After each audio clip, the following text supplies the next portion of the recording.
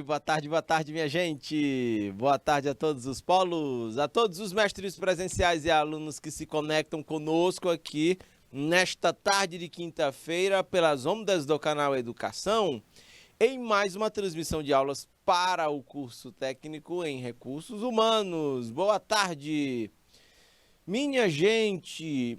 Estou aqui nesta quinta-feira calorenta, diretamente do Estúdio 5, eu, o Isnaba, que é o nosso diretor de imagens, a Rosário, que é a prof assistente, e nós vamos juntos agora, das 4 horas e 20 minutos até as 18 horas e 20 minutos, nesta última aula desta disciplina, desse módulo do curso técnico em recursos humanos, ok? A disciplina é ética organizacional e profissional.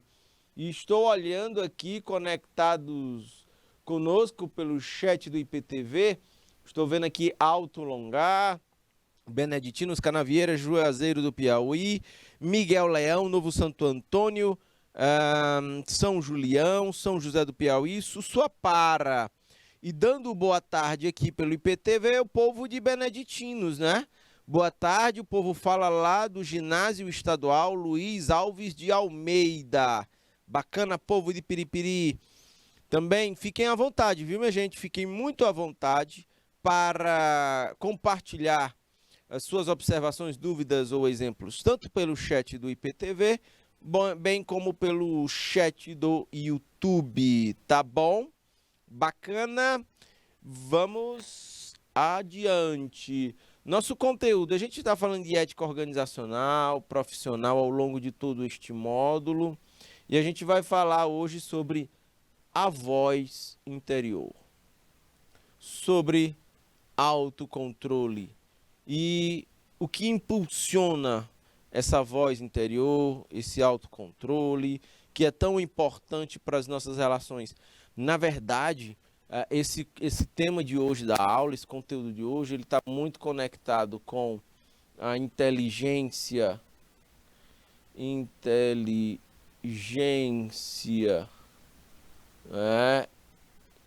intrapessoal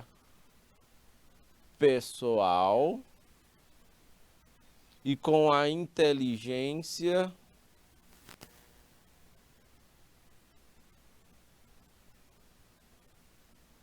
interpessoal.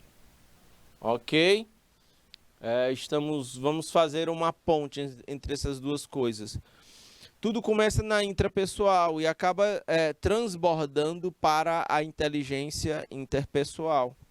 Ok, minha gente, tudo bem? Deixa eu consultar minhas fontes aqui para que eu veja aqui nesse dia 22 de setembro. E hoje é dia de quê? Só um minutinho aqui. Vou já encontrar. E eu encontrei. Volta aqui para mim, Isnaba, por favor. 22 de setembro, pode me botar tudo aqui na tela? Estamos nos 265 dias do ano de 2022, viu? E vamos lá, hoje é dia bom, viu, Isnaba? Hoje é dia da abertura da temporada de churrasco no Hemisfério Sul. Aqui é um bom dia para comemorar, viu? Se o preço da carne tivesse mais barato, tava melhor. Para te comemorar o dia de temporada do churrasco no Hemisfério Sul. A gente tem, hoje é dia de apreciação do elefante, dia 22 de setembro. Hoje é dia do atleta paraolímpico, olha aí que massa, um dos grandes exemplos de inclusão social são as Olimpíadas Paraolímpicas para atletas que são pessoas com deficiências. Hoje é o dia da banana, olha aí, bananada, já pensou? Coisa boa, né, minha gente? Hoje é dia do contador, olha aí, profissional que auxilia muito as empresas, né, na sua gestão né? Na escrituração contábil, tributária e tudo mais, pode auxiliar também aí no gerencial, nas tomadas de decisão. Defensor da fauna, hoje é dia do defensor da fauna, né, dos animais.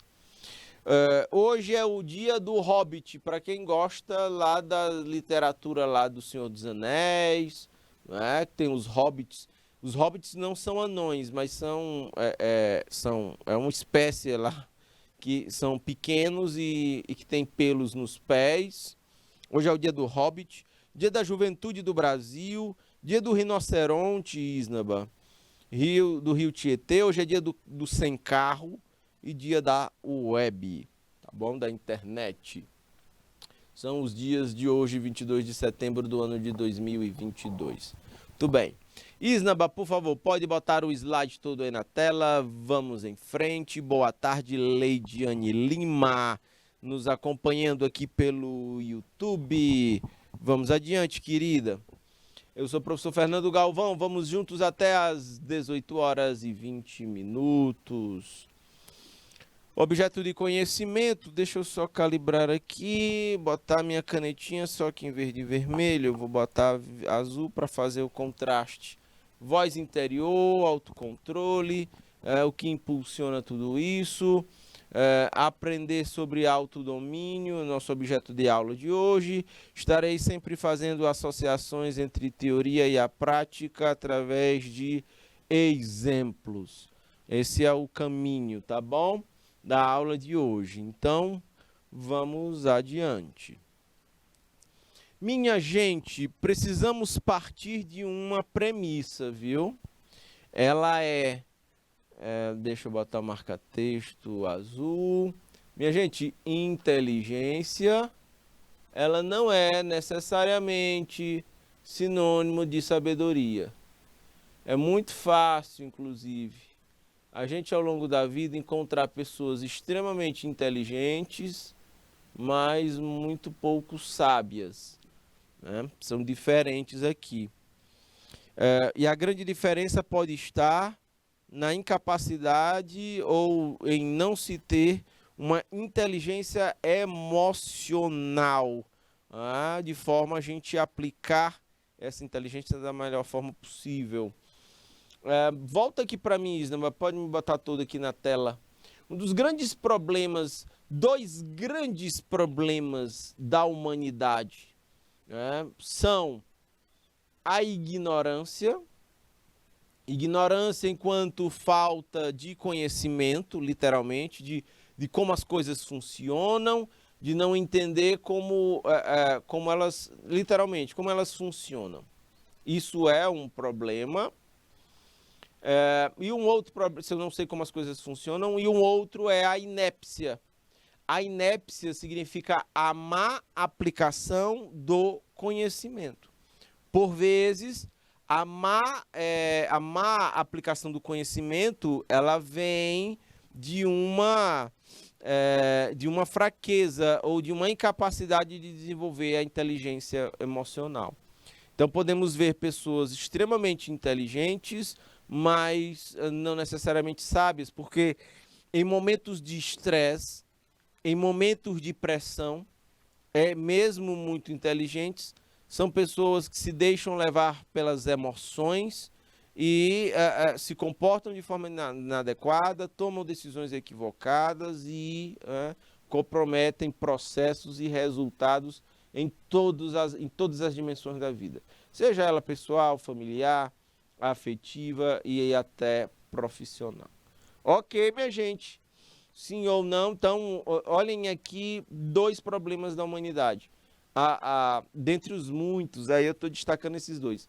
A ignorância, que é o não conhecimento de como as coisas funcionam. E aí, se eu for tendo a fazer errado. E a inépcia, que é ter o conhecimento, mas aplicar de forma equivocada este conhecimento. Por exemplo, eu posso aplicar de forma equivocada o conhecimento que eu tenho se eu for arrogante.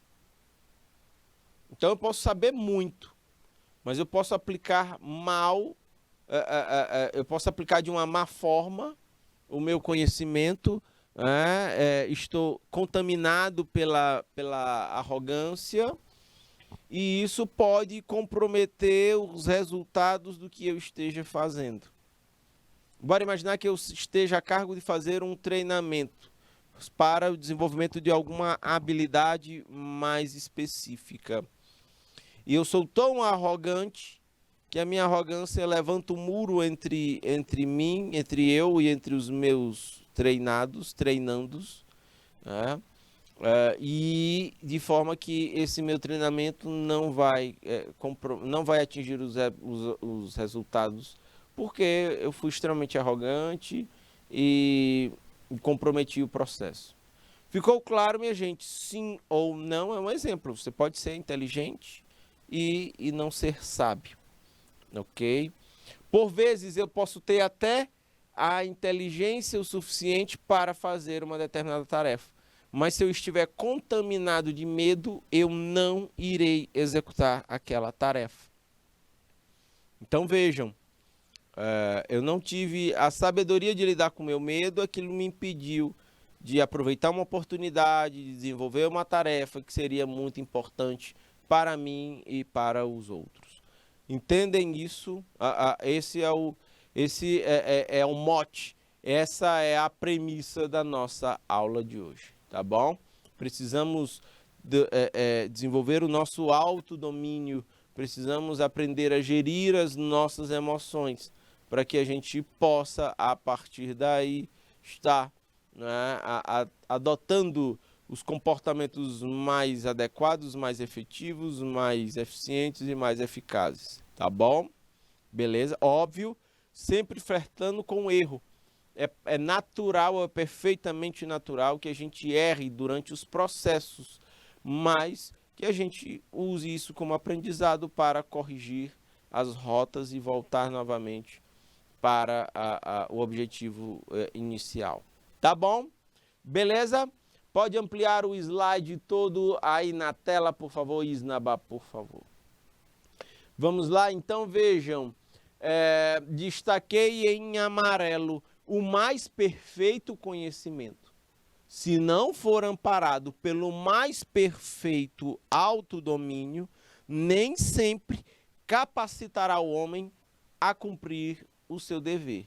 Quem escreveu isso foi o filósofo escocês, o filósofo e economista, pai da economia moderna e do liberalismo, o Adam Smith, né, que viveu entre os anos de 1723 e 1790, mas que ele de fato se torna uma importância referência no mundo a partir de 1776, quando ele escreve a sua obra mais importante, que é chamada A Origem da Riqueza das Nações, onde ele de fato começa a organizar a economia,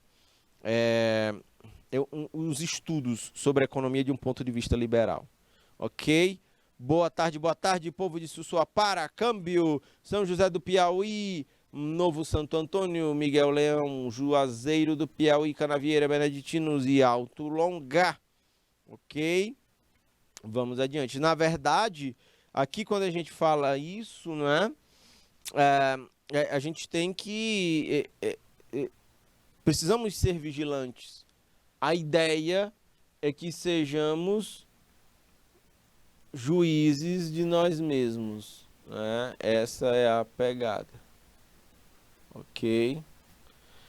A necessidade de autodomínio, ela está intimamente relacionada às tentações, pois, como diz o autor, né, o Adam Smith, agir de acordo com os ditames da prudência, da justiça e da beneficência apropriada parece não ter grande mérito, se não existe a tentação de agir de outra forma. O que é que essa fala ela discute? Né? O que é que está embutido aqui nesta frase? É que se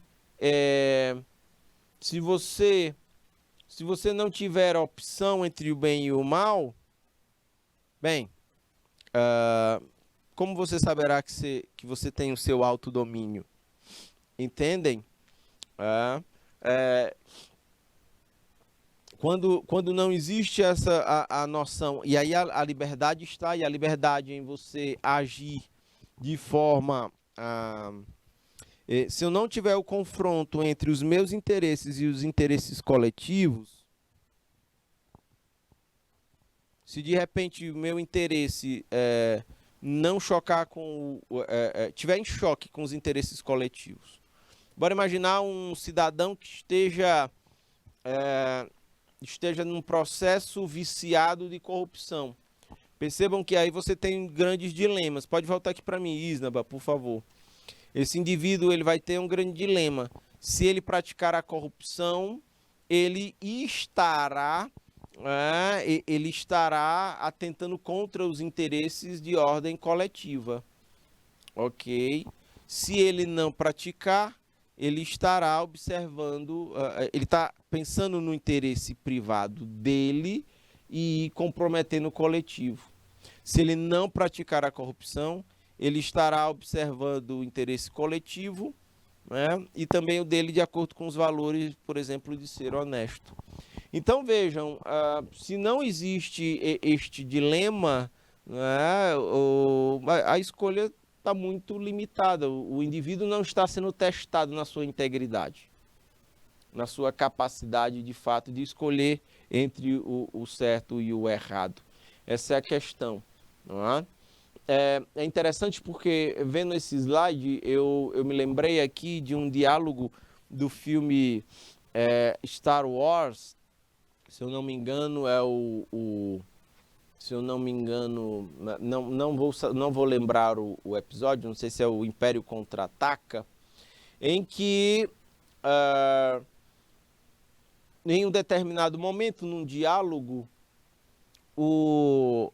você tem os Jedis, que são os discípulos da força, que a força, ela é uma energia que organiza o funcionamento da galáxia, todos os elementos.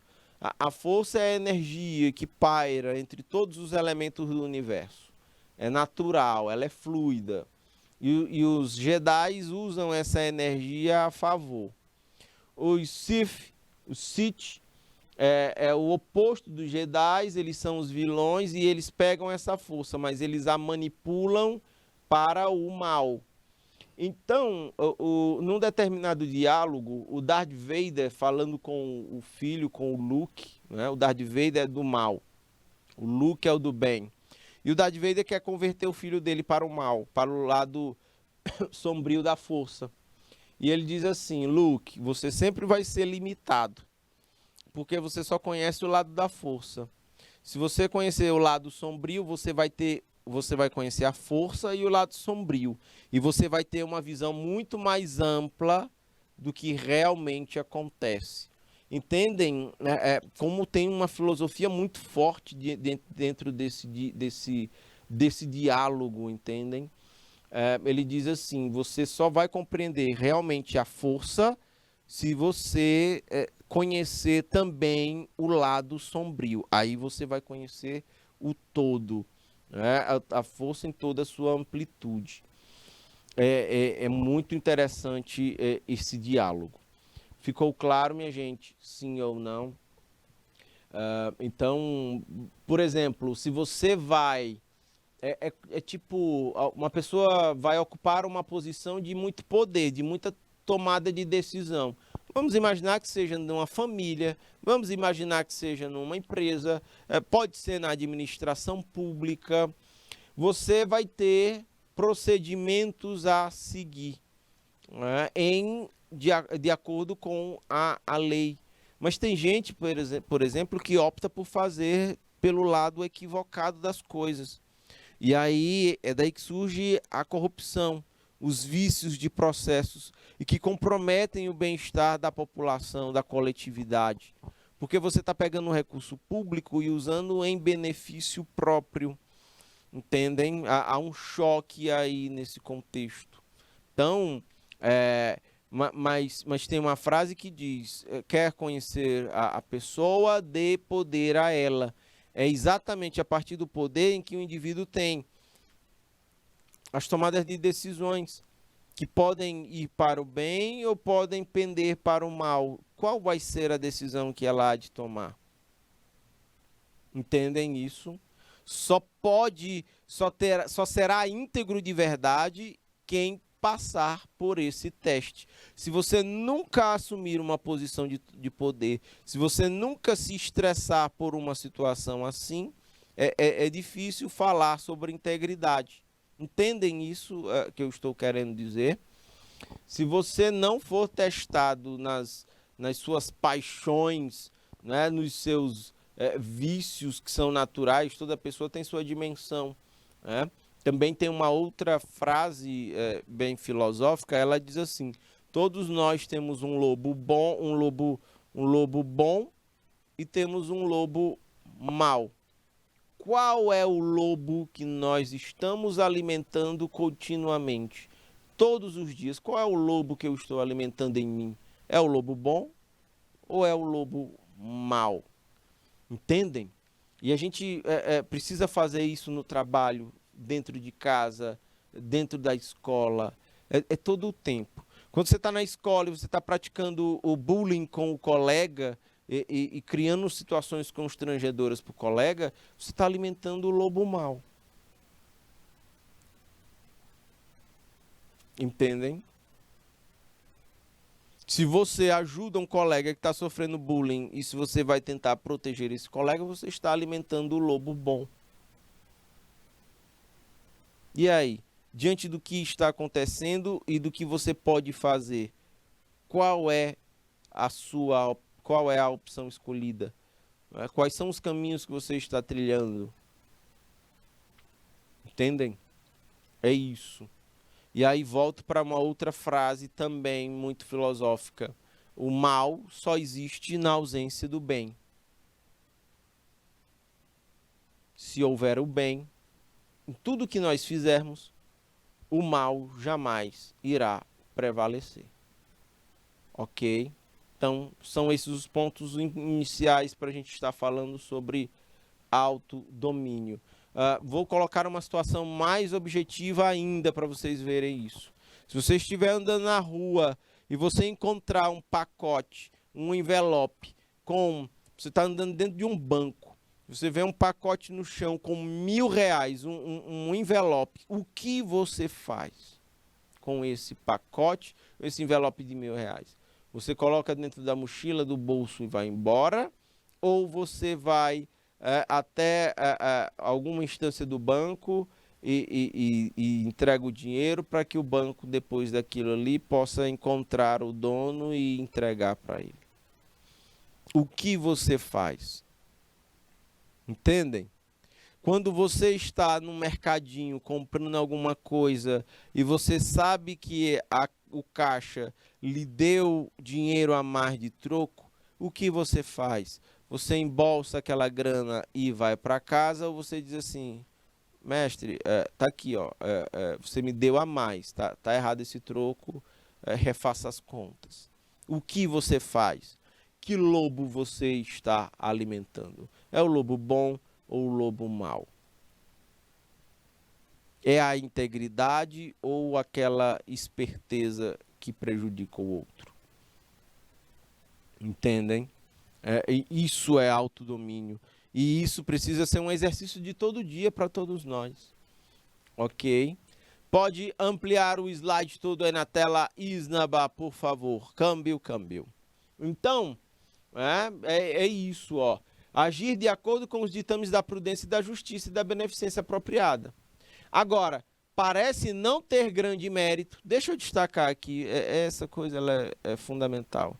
Parece não ter grande mérito se você agir através de bons padrões e se você não for tentado a agir de outra forma. Ok? Porque fica fácil, né? Não tem aquela frase que diz assim: Deus, quando você pede tolerância, Deus não vai te dar tolerância. Deus vai testar se você tem tolerância ou não. Você pede saúde, você pede, Deus vai dar formas de você, né, fortalecer principalmente o seu espírito através de testes, né? Tem essa pegada também. É justamente, minha gente, a capacidade de empreendermos o autodomínio diante das nossas afeições da alma que desafiaremos as nossas maiores virtudes. Ou, quem sabe, poderemos sucumbir a vexatórios e odiosos vícios. Olha só que coisa, né? Frase bonita e também filosófica que eu trouxe para cá. Ok? A gente precisa, as situações cotidianas e rotineiras, elas nos colocam em desafio as nossas maiores virtudes. Sacam? E se nós perdermos esse desafio, estaremos sucumbindo ao vexame, né, que os vícios vão nos colocar. Você já pensou uma pessoa que é dependente química? Ela está todo o tempo perdendo. As virtudes dessa pessoa estão perdendo para os vexatórios e odiosos vícios, né? Que é o da dependência química, por exemplo. Ou quem é viciado em jogo, né? Sei lá, joga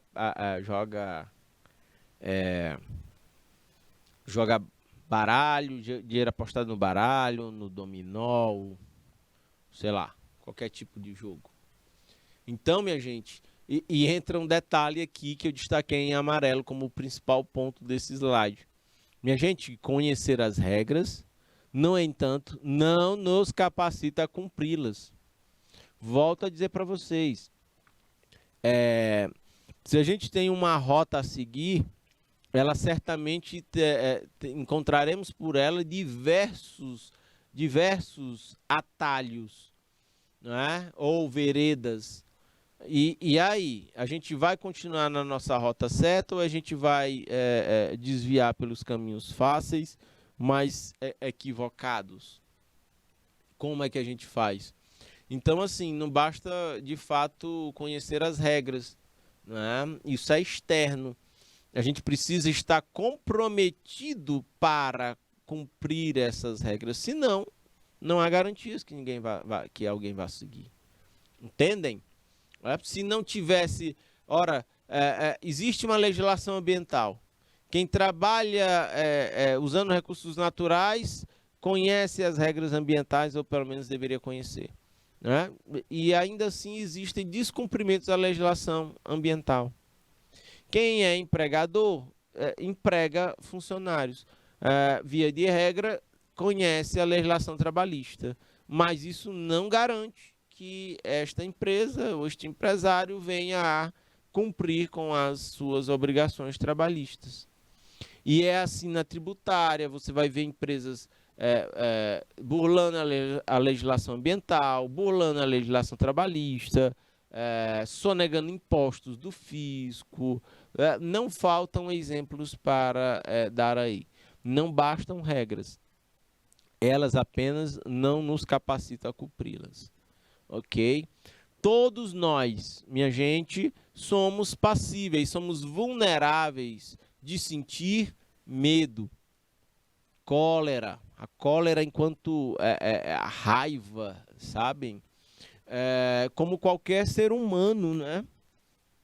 Todo mundo está sujeito a isso. Orgulhosos, a vaidade, as paixões, elas seduzem facilmente. E insistentes nos induzem a atitudes constrangedoramente indignas e que contrariam e que traem as nossas convicções. Ok, minha gente? Sim ou não? Olha que coisa massa, não é? Então, a gente pode estar vulnerável nesse sentido a essas emoções. E elas podem contaminar nosso juízo de valor, né? Elas podem contaminar nosso juízo de valor, as nossas decisões e o que a gente venha a fazer. É o orgulho, é a cólera, o medo, a paixão, a vaidade, nos fazem escorregar da rota, do caminho, né? E cair nos atalhos fáceis. O detalhe é que esses atalhos fáceis, não é? Eles podem fazer com que possamos estar sucumbindo a vexatórios e odiosos vícios. Ok?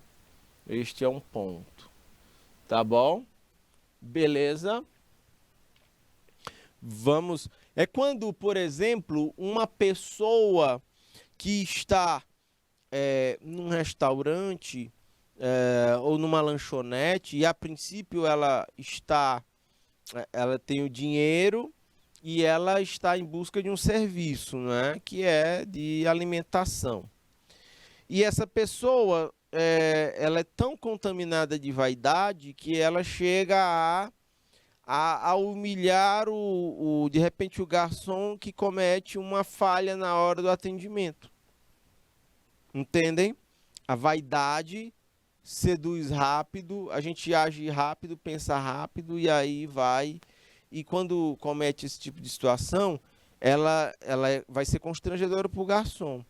Mas se a gente for ao pé da letra, ela é constrangedoramente indigna à pessoa que está cometendo o tal ato. Entendem? Já falei várias vezes aqui ao longo da disciplina. Volta aqui para mim, Isnava, desde que aconteceu. A Caixa Econômica Federal, como uma grande empresa estatal brasileira, ela teve vários escândalos aí pipocando de assédio sexual e assédio moral por parte do presidente. Existe uma investigação em curso apurando a questão. O que é que envolve um assédio sexual? É quando existe uma relação de poder entre colegas de trabalho e quem tem esse poder usa para coagir o outro a fazer o que ele quer. Neste caso, tem toda uma conotação sexual. Então, nesse contexto, percebam, é arrogância, é o exercício do poder, é a vaidade que contaminam a pessoa e faz com que ela se aproveite daquela posição, aquela posição privilegiada que ela tem e que ela use isso para conseguir o que quer, colocando pessoas que estão em posições hierarquicamente mais baixas, reféns da sua vontade. Pode ser no assédio sexual, pode ser no assédio moral também. Quando você começa a humilhar o colega, sendo que você tem uma posição hierarquicamente superior, mas sem motivos, e não existe nenhum tipo de motivo que justifique isso, você comece a colocar o colega em posições constrangedoras, no ambiente de trabalho, e isso é muito grave. Entendem? Volto àquela frase. Quer conhecer a pessoa, a frase diz o homem, né? Mas vamos ampliar. Quer conhecer a pessoa, dê poder a ela. E ela irá, vai transbordar por ela o que ela tiver. A pessoa só dá o que ela tem. Entendem? A pessoa só dá o que ela tem. Então, se dê o poder a uma pessoa, ela vai transbordar o que ela tem. Pode ser que sejam coisas boas, pode ser que seja um desastre. Entendem isso? Na maioria das vezes pode acontecer desastre. Porque a gente não está preparado para isso, né? A gente às vezes não se prepara para isso ao longo da vida. A própria família, a escola, por vezes não nos preparam para isso. Vamos pensar em Neymar? Em Neymar, enquanto grande jogador de futebol no mundo, extremamente talentoso, E o Neymar, muito jovem, ele já foi colocado numa posição de muitos privilégios. E vendo todo o histórico do Neymar, o talento é incontestável. Mas o Neymar nunca foi um grande exemplo de atleta completo. Ele é um exemplo na habilidade, mas no comportamento, na postura profissional, o Neymar sempre deixou muito a desejar, entendem? Porque desde muito novo, ele fez muito sucesso, ele ganhou muito dinheiro e não teve o necessário preparo, não teve o necessário autodomínio, entendem? Não é? Das suas paixões, dos seus vícios. Quando eu digo vício, eu não estou falando necessariamente, estou falando de cigarro, não estou falando de bebida, né? Mas são os vícios ali, são as nossas, essas afeições da alma que está dita ali em cima, né? Aquelas tentações que a gente sofre, sofre e que precisa resistir a elas, porque elas são destrutivas, tá bom? A Leidiane está falando, né? A oliveira não dá figos. Cada um exterioriza o que tem por dentro, é a sua essência. Exatamente, Leidiane, é por aí. É muito adequada esta frase, não é? De fato. Ok. A verdade. Agora, se você pega e compara com outros grandes atletas, sempre foram grandes exemplos, não é? Dentro e fora de campo, por exemplo, né? O Cristiano Ronaldo, parece ser uma pessoa também, ele é um profissional, ele faz a gestão da marca, mas ele também é um profissional muito exigente, é um profissional muito... há quem diga que existem dificuldades de relacionamento com o Cristiano Ronaldo. Volto a dizer para vocês, não, a perfeição não é deste mundo, mas vejam, escândalos ou esse tipo de questão profissional, você não vê o Cristiano Ronaldo envolvido, até porque ele faz essa gestão da marca, ele é muito disciplinado. O cara é quase uma máquina, né? É impressionante. Pode ampliar o slide todo aí na tela, Isnaba, por favor. Seguindo aqui, né? O autor, o Adam Smith, eu estou me baseando aqui inicialmente em alguns textos do Adam Smith, ele vai subdividir as paixões em duas classes.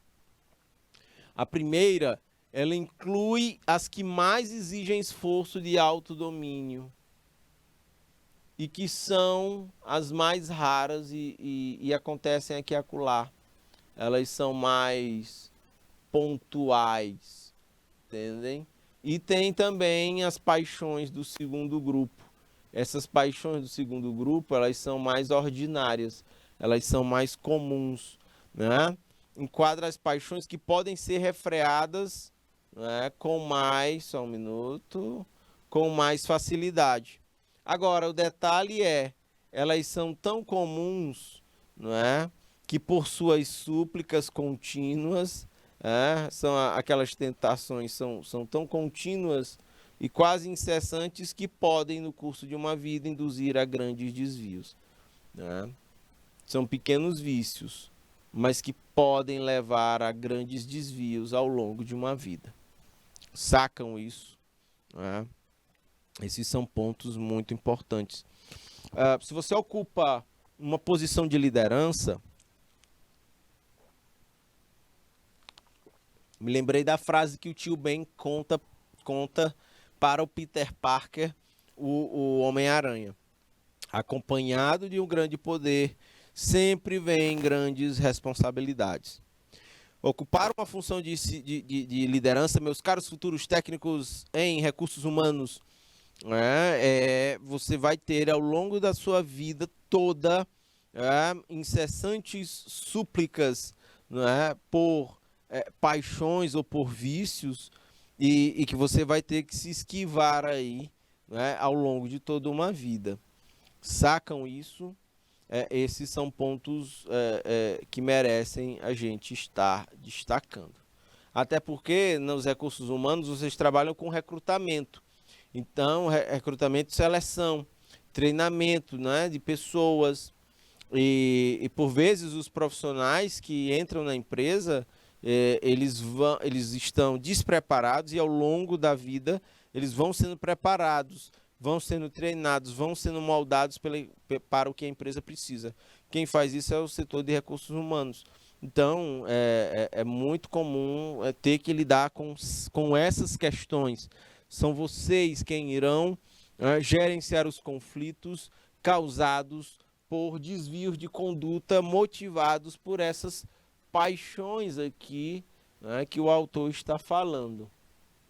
É uma tarefa árdua manter lúcido o autodomínio, né, destaco em amarelo, diante de uma inesperada situação aterradora. De repente, né, de terror ou de medo, né, sabiam os gregos que são paralisantes. De repente você está numa situação e aí você é colocada, né, numa situação de assédio sexual ou de assédio moral. E aí como é que você vai reagir diante disso? Com medo, com terror, com raiva, com indignação? E a sua ação a partir dessa emoção? Ela vai ser ríspida? Ela vai ser, né, colérica?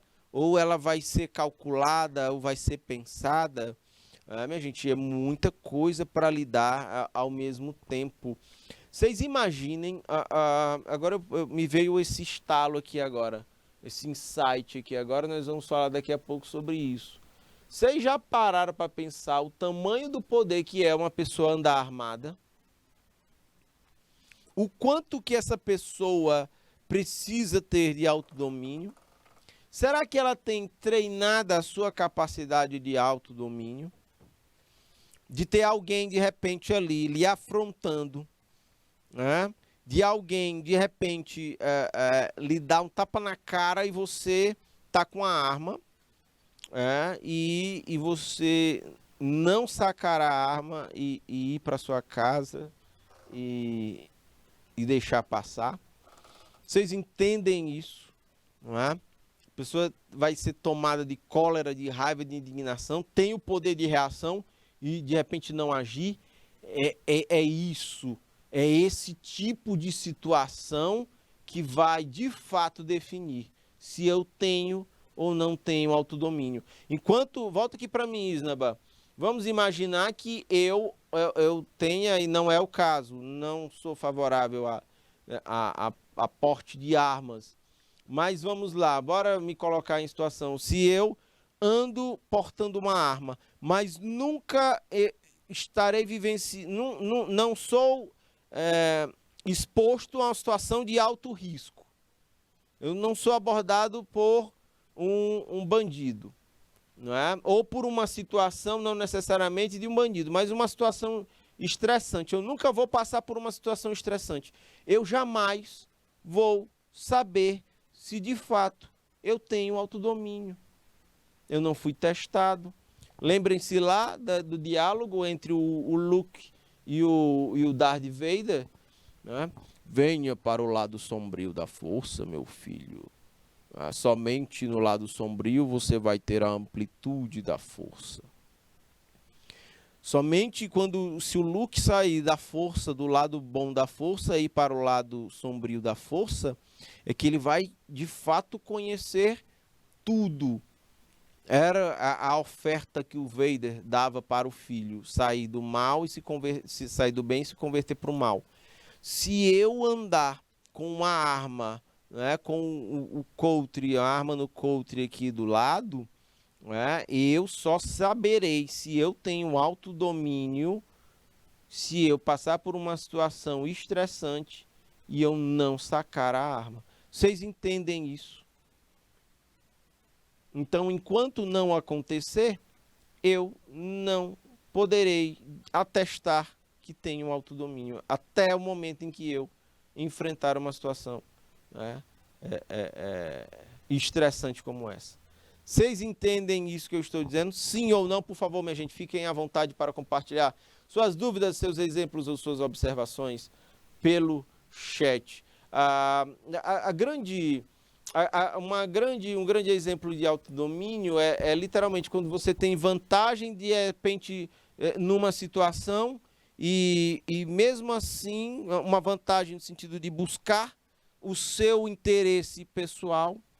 Você sabe que você pode buscar aquele seu interesse pessoal, mesmo que isso custe o coletivo, mas você sabe que você pode se beneficiar daquilo. E você prefere não agir, prefere não buscar o seu interesse individual, sabendo que ele vai entrar em choque com o coletivo. E você vira as costas e segue o seu caminho. Entendem? Essa é a pegada. Pode ampliar o slide todo aí na tela, Isnaba, por favor.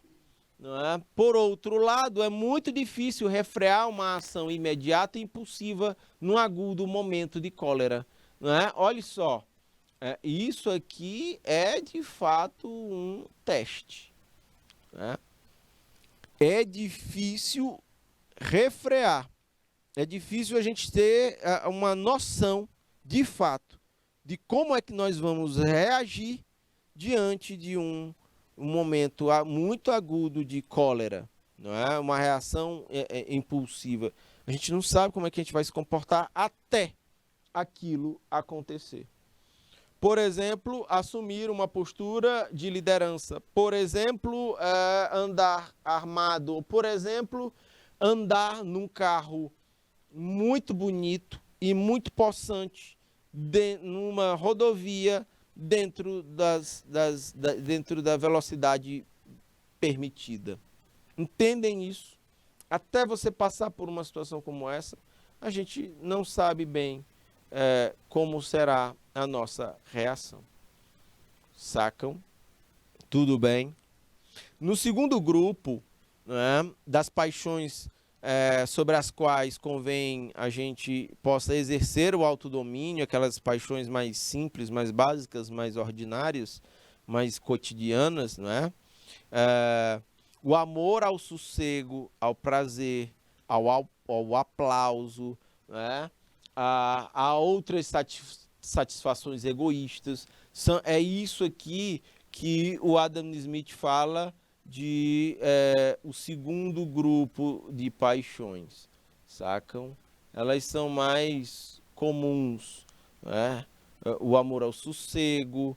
O amor ao sossego, por exemplo, pode alimentar um dos pecados capitais, que é a preguiça. Entendem? O amor ao prazer pode sustentar outros tipos de pecados capitais. Por exemplo, o amor à comida. E aí você vai comer em demasia. Você vai comer a tal ponto de que aquilo ali começa a lhe fazer mal. E é tão de forma egoísta que você está comendo uma coisa, você está comendo além do que seu organismo consegue processar, sendo que tem gente que está passando fome. Sacam? Satisfações egoístas. Ou o próprio amor à luxúria. A luxúria é o pecado capital ligado à carne, ao sexo, literalmente. Então percebam, são os pecados capitais, eles vão externar, de certa forma, os exageros, os extremos. E esse grupo de paixões aqui, sobre eles é o que é mais fácil, é mais comum cotidianamente a gente exercer esse autodomínio, entendem? Essas são pegadas bem interessantes. Eu não vou lembrar aqui de cabeça, mas Isnaba, procura, abre o navegador aí, Isnaba, dá uma procurada na lista aí, são os 7 pecados capitais. Dá uma procurada no Google mesmo, tu acha fácil. A listinha, e aí a gente faz uma análise sobre os 7 pecados capitais e a necessidade que nós temos de estar praticando o autodomínio sobre eles todos os dias da nossa vida. Ok? Vamos adiante.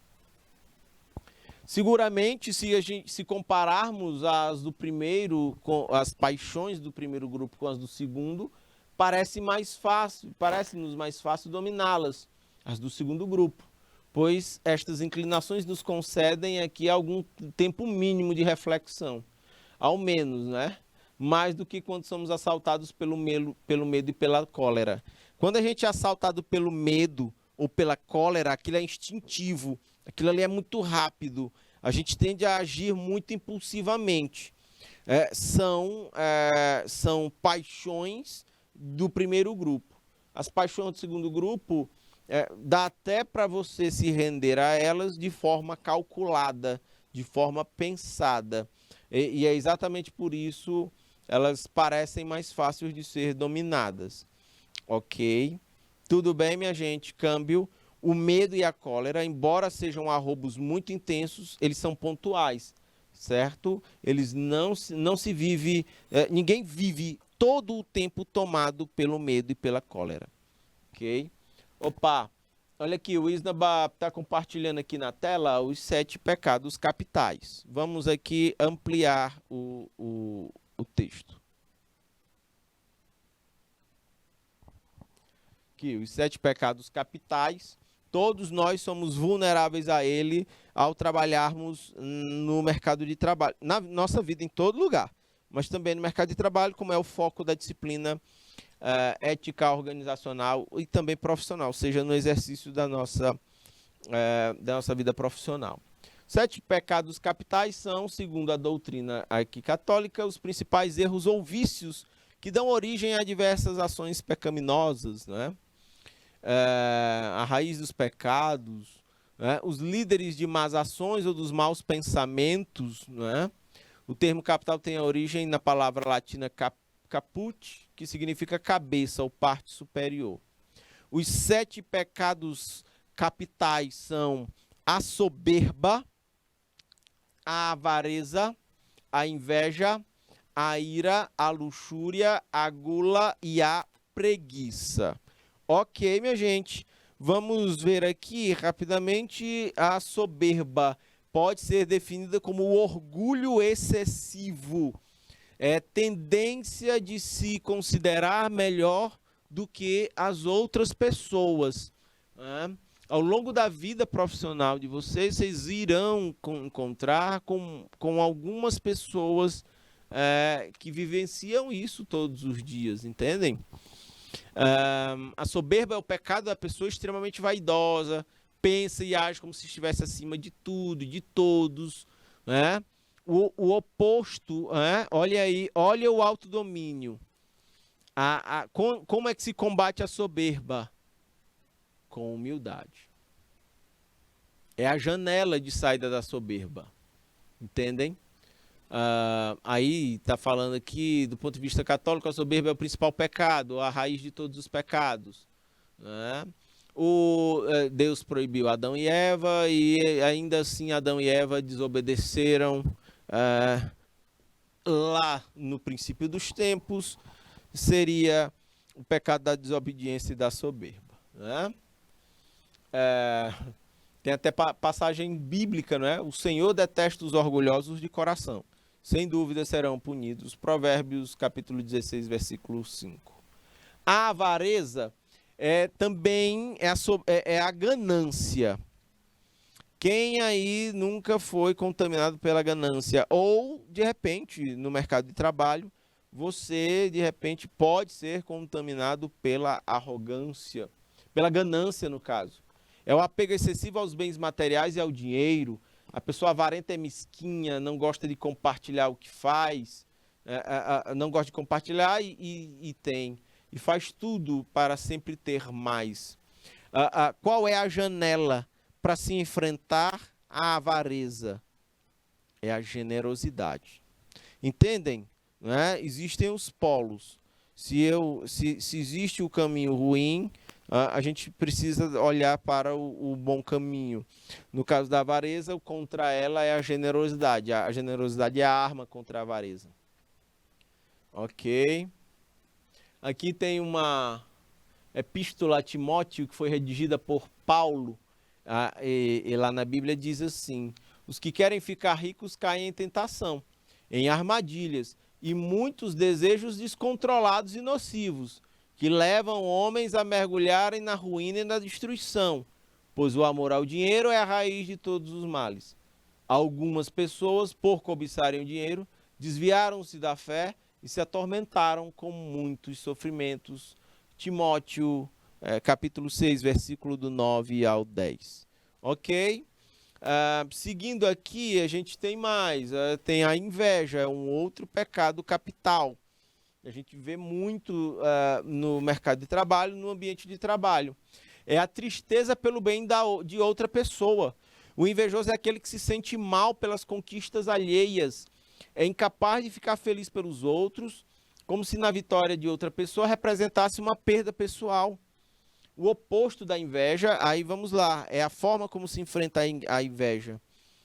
É a caridade e o desapego, é o altruísmo. Isso são as chaves para enfrentar a inveja. O autodomínio está exatamente em substituir uma emoção que leva a um sentimento por outro.